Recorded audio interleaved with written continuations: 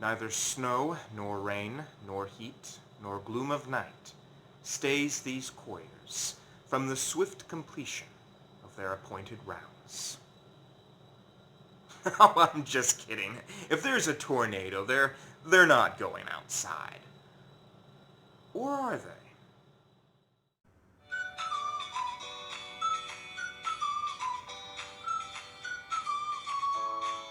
There are a lot of myths about the U.S. Post Office out there. Some say that they are trying to bring back the Antichrist. Some say they are actually lizard people. And some say that they don't even exist. But I have a surprise for you all. I was able to find a real postal worker who was willing to talk about the post office and debunk a few myths. So here she is via Skype. Hi, I'm Jerry Lewis. I'm Seth Lewis's mother. Aren't I lucky? I work for the United States Postal Service, and I think he's going to ask me some questions about it. Should be super informative. So before we begin, do you mind just telling us how long you've been working at the post office, how you feel about it? I've been working for the Postal Service for 30 years. Actually, 8 as a contract carrier and 22 for the Postal Service. I'm a postmaster, and I really like my job. The first thing I wanted to talk about is the motto to the U.S. Postal Service. According to myth, it is neither snow, nor rain, nor heat, nor gloom of night stays these couriers from the swift completion of their appointed rounds.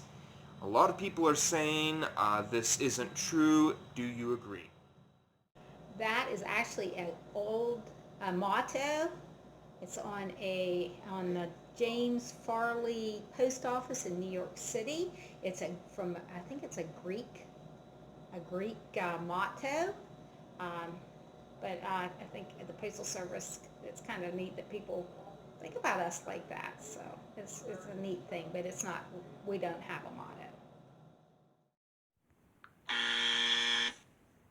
Another myth out there is that dogs and postal workers are natural enemies and that dogs are always chasing mail carriers. Is there any kind of truth to this? Not all the time, but it has happened. And actually, that's one thing I don't think people realize. Although your dog might love you, it doesn't necessarily always love the postal carrier. And we have had incidents, and it happens every year, where a mail carrier is bitten by a dog. So yeah, it does happen. It's not all the time, but that's something you need to make sure when the postal carrier comes to your door that you keep your dog inside, because no one knows whether your dog's going to bite or not.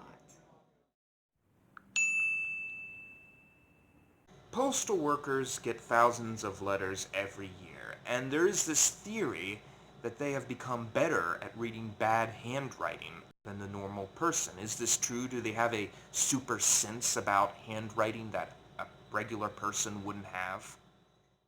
I would say yes, we are, because we get a lot of practice. And actually, there is a different, like if there's hard to read, they really try to figure out where they go, and there are people very good at that, at the reading and deciphering handwriting. So we do the best job we can. We try to make sure every letter makes it to where it's supposed to go.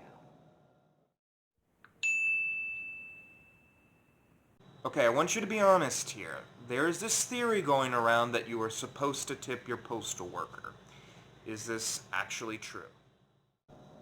Wow, that's a good question, Seth. A really good question, because it's Christmas time.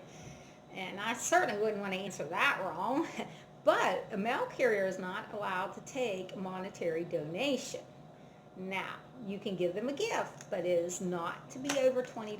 So a lot of times, like if people will put a box of chocolate in the mailbox or something, but we are not to take any monetary donations. Now I come to the question that I won't deny I've been kind of dreading. There is this idea in the media that the Postal Service is failing, that their business is crumbling. And I was wondering if there was any truth to this. Is the Postal Service going out of business? What I don't think people realize is we do not take any tax dollars. We exist solely on our sales of our services, our postage stamps, our products. You know, you mail a letter. People don't mail as many letters as they used to. In fact, it's been a big decline even since I've worked for the Postal Service. So, I mean, we are definitely having financial difficulties. But I do think it's important to know that we do not get tax dollars. We're self-funded. Well, thank you, Jerry Lewis, for coming on to the show. And is there anything else you'd like to say about the Postal Service before we end off?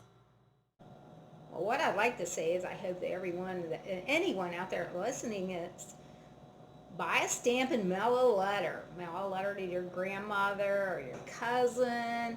I know my cousin and I, when we were young, we actually wrote letters once a month back and forth to each other. And when you read over them, like 20 years down the road, they're really funny. But I wish everybody would go back to mailing a personal note once in a while instead of just getting on their phone and texting a note.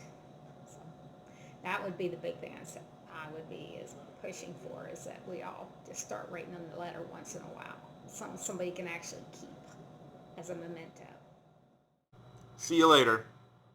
Well, goodbye. It was nice talking to everybody, and I hope everybody has a Merry Christmas.